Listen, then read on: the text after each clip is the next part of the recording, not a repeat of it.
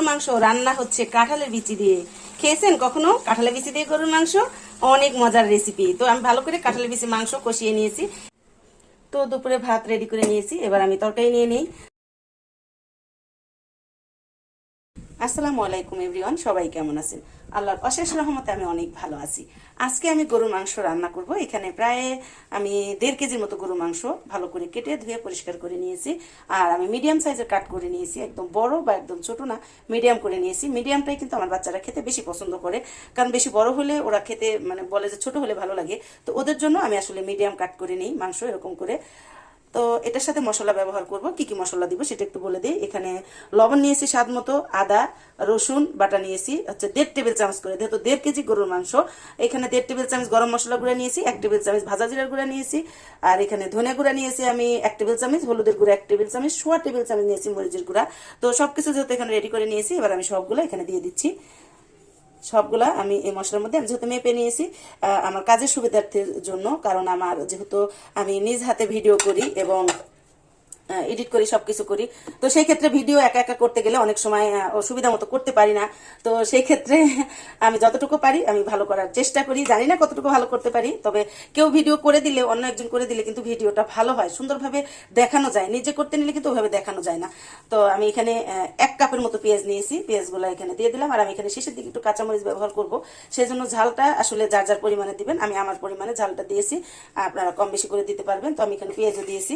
আর এখানে দিব হচ্ছে আমি শুকনা মশলা। এখানে আমি 2টা সাদা এলাচ, কালো এলাচ নিয়েছি, কয়েকটা লং নিয়েছি, কয়েকটা সাদা এলাচ মুখ পাতিয়ে দিয়েছি, কয়েকটা তেজপাতা দিলাম, 3 টুকরা দারচিনি দিলাম। তো শুকনা মশলাগুলো একসঙ্গে দিয়ে দিলাম। এবার দিব হচ্ছে তেল। তেল দিয়ে এটা আমি ভালো করে মেখে নিব। তেলটা কিন্তু আপনারা কম বেশি দিতে পারবেন, আমি মিডিয়ামই দিয়েছি। আর রেগুলারই যে আমরা গরুর মাংস রান্না করি, গরুর মাংস কিন্তু একদম তেল কম হলে খেতে ভালো লাগে না, একটু তেল তেলে হলে খেতে ভালো লাগে। আর যদিও আমি যে মাংসটা নিয়েছি সেই মাংসটা কিন্তু বেশ তেল তেলে, তো সেই ক্ষেত্রে আপনারা তেলটা আপনাদের পছন্দ অনুযায়ী দিতে পারবেন। বা অনেক ভাই বোনেরা কিন্তু শুরুতে তেলটা একটু কম দেয়, বাগারে তেলটা দিয়ে দেয়, তাও কিন্তু হয়। তো আমি যে এখন দিয়েছি, আমি যেহেতু বাগার দিব না, আর বাগার যদি দেও তাও কিন্তু তেলটা প্রথমে যেটুকু দিব সেটাই কিন্তু ভালো, কারণ এই যে আমি মেখে চুলায় বসিয়ে দিব, তেলটা মাংসের ভিতরে ঢুকবে, খেতেও ভালো লাগবে। আর গরুর মাংস তো অনেকভাবে রান্না করা যায়। আমি কিন্তু আমার মা যেভাবে রান্না করতো আমি সেভাবে রান্না করি, কারণ আমার মা গরুর মাংস রান্না করতো, আমি দেখতাম আমার মা গরুর মাংস এরকম হাতে মেখে বসাতো, আমিও এইভাবে বসাই। তো আমার কাছে অনেক ভালো লাগে। আর আমি যেহেতু সিরাজগঞ্জের মেয়ে, আমাদের যার যার এলাকায় একটা রান্নার সিস্টেম আছে। যেমন আমাদের এলাকায় হয়তো হাতে মেখে গরু মাংসটা রান্না করতেই বেশি পছন্দ করে, অনেক এলাকায় দেখেছি বাগার দেয় বা মাংসটা কষিয়ে রান্না করে। তো যেভাবে রান্না করে টেস্টটাই কিন্তু মেন, টেস্টটা যদি ভালো হয় তাহলে কিন্তু মূল কথা। তো আমি ভালো করে এটা মেখে নিলাম।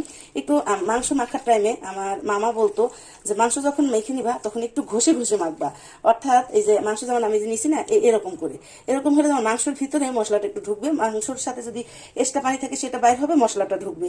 তো কিছু কিছু টিপস তো অবশ্যই থাকে, আর মুরব্বীদের কথা তো আমরা অবশ্যই মেনে চলবো বা তাদের মতো করে করে দেখবেন। যেমন আমার মা খালারা যেমন বলতো, সবার মা খালাদেরই বলতেছি, তো তারা যেভাবে রান্না করতো সেইভাবে যদি আপনারা করেন, আমার কাছে মনে হয় একটু কোয়ালিটি ভালো হয়। যেহেতু আমরা এখন সবকিছু ডিজিটাল হয়ে গেছে, আমরা বেশিরভাগ ফেসবুক ইউটিউব নিয়ে বেশি ব্যস্ত থাকার চেষ্টা করি। তো আপনারা মা খালারা কিভাবে করতো, তখন কিন্তু ফেসবুক বা ইউটিউব কিছুই ছিল না, তখন তো আমরা একজন একজনের কাছ থেকে কিন্তু শিখেছি। যেমন আমার মা কিভাবে রান্না করে সেটা আমি শিখতাম, আমার খালা কিভাবে রান্না করে সেটা আমি চেষ্টা করতাম, আমার সাথে যারা আছে আমার ফুপুটা চাচিরা ওরা কিভাবে রান্না করতো সেটাও কিন্তু আমি ট্রাই করতাম, যে এদের রান্নাটা কেমন হয়, বা অনেক ভালো লাগতেছিল। আমার যেমন ছোট খালা রান্না করতো, আমি দাঁড়িয়ে দাঁড়িয়ে মুগ্ধ হয়ে দেখতাম খালা কিভাবে রান্না করে। খালার হাতে রান্না আমার অনেক ফেভারিট রান্না ছিল, আমার অনেক কিছু আমার খালার কাছ থেকে শেখা। আমি তো বিসমিল্লাহ বলে মাংস বসিয়ে দিয়েছি, বেশ কয়েক মিনিট জাল করে নেওয়ার পরে আমি একটু নাড়াচাড়া করে দিচ্ছি। তো আমার মাংস অনেক টাইম আমি কষিয়ে নিয়েছি, 7-8 মিনিটের মতো। তারপরে এই তো অনেকগুলো পানি কিন্তু বের হয়েছে, অর্থাৎ মাংস থেকে যে পানি বের হয়েছে সেটা দিয়ে আমি মাংস কষিয়ে নিয়েছি। চুলার হিটটা আমি মিডিয়ামে রেখেছি। তো এবার এখানে আমি কাঁঠালের বিচি দিয়ে দিব। আমি যেহেতু কাঁঠালের বিচি দিয়ে গরুর মাংস রান্না করবো, কাঁঠালের বিচিগুলো এখানে দিয়ে দিলাম। কাঁঠালের বিচি আমি একটু হালকা করে চোচা উঠিয়ে নিয়েছি, একদম উঠাই নাই, কারণ চোচাগুলা দেখতে আমার কাছে ভালো লাগে। তো সেই জন্য আমি হালকা করে উঠেছি, যেন 2 রকমই দেখা যায়, সাদা আর বিচি। তো কাঁঠালের বিচি দিয়ে গরুর মাংস অনেক মজা, শুধু শুনি, কখনো রান্না করি নাই, এই প্রথমবার রান্না করছি। তো দেখা যাক ইনশাল্লাহ কেমন হয়। আমি মাংস ভালো করে কষিয়ে নিলাম, সাথে কিন্তু কাঁঠালের বিচিগুলো কষিয়ে নিয়েছি।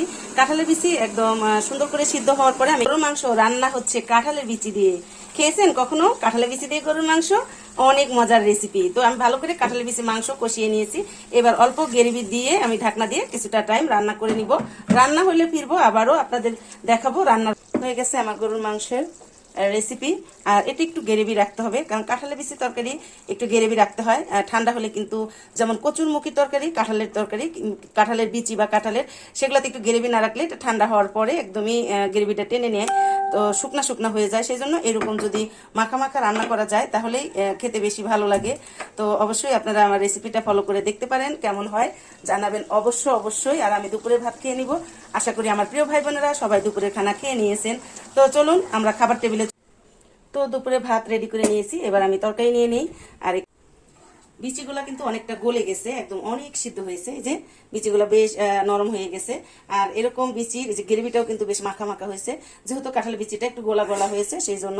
তো আজকের ভিডিওটা এখানেই শেষ করলাম। সবাই ভালো থাকবেন, আমাদের জন্য দোয়া করবেন। দেখা হবে আবারও অনলাইনে। আল্লাহ হাফেজ।